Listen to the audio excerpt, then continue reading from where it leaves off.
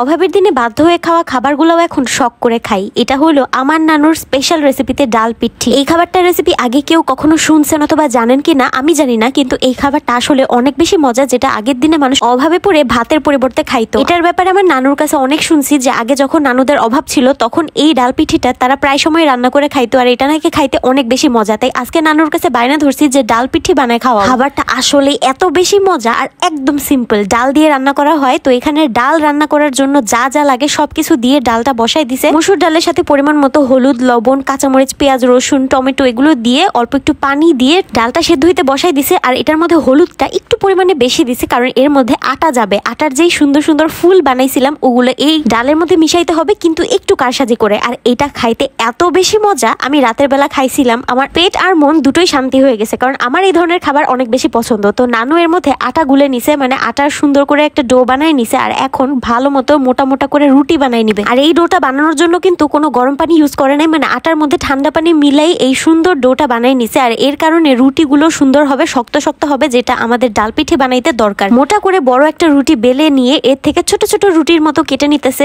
মানে অনেকটা লুচির মতো করে কেটে নিছে। আর এখন এটারে একটা সুন্দর শেপ দিয়ে নিবে ফুলের মতো, যেটার কারণে এই আটার ফুলগুলো ডালের সাথে খাইতে বেশি ভালো লাগে, কারণ এই ফুলগুলোর ভিতরে ফাঁপা থাকে আর ডাল দিয়ে সেদ্ধ করার পর এটার ভিতরে ডাল ঢুকে ঢুকে থাকে। এই শেপটা হয়তো আপনারা খেয়াল করলে বুঝতে পারতেছেন। মোমো আমরা যখন বানাই প্রায় সময় আমি এই শেপটা দিয়ে অনেকবার মোমো বানাইছিলাম, কিন্তু ভিতরে আবার চিকেন স্টাফিং থাকে, আর এটা হচ্ছে চিকেন স্টাফিং ছাড়া মোমো। আমি কিন্তু জীবনে প্রথম ডাল পিঠি বানানোটা দেখছি নিজের চোখে। এতদিন পর্যন্ত নানু শুধু গল্প শুনাইতো যে নানুদের অভাবের সময় অনেক অনেক ডাল পিঠি রান্না করে তারা সবাই মিলে খাইতো। আগের দিনে আসলে মানুষের অনেক ভাতের কষ্ট হইতো, যদিও এখন আর ওই দিন নাই। মানুষ এখন অনেক বেশি গরিব হলেও অ্যাটলিস্ট খেয়ে পরে বাঁচতে পারে, না খেয়ে মরা লাগে না আর কি। তো এখানে আমি আস্তে আস্তে করে সবগুলো ডাল পিঠি বানাই দিতেছিলাম। আমার একবার দেখেই শেপটা মাথায় ঢুকে গেছিল, আর নানুর সবগুলো বানাই আমার হাতে তুলে দিল। এই খাবারটা আমার অনেক বেশি পছন্দের, কারণ আগে থেকেই আমি এই ধরনের ছিমছাম টাইপের খাবার অনেক বেশি পছন্দ করি। এতক্ষণে আমাদের ডালটা রান্না হয়ে গেছে, ডাল ঘুটনি দিয়ে আম্মু ডালটাকে ঘুটে দিছে। মাঝে কারেন্ট ছিল না বিধায় ওই ক্লিপটা নিতে পারিনি। তো এখন ডালটা রান্না হওয়ার পরে যখন ফুটতেছে একদম ভালো মতো, তখন এই সুন্দর সুন্দর ফুলগুলো এক একটা করে এই ডালের মধ্যে ছাইড়া দিতে হবে।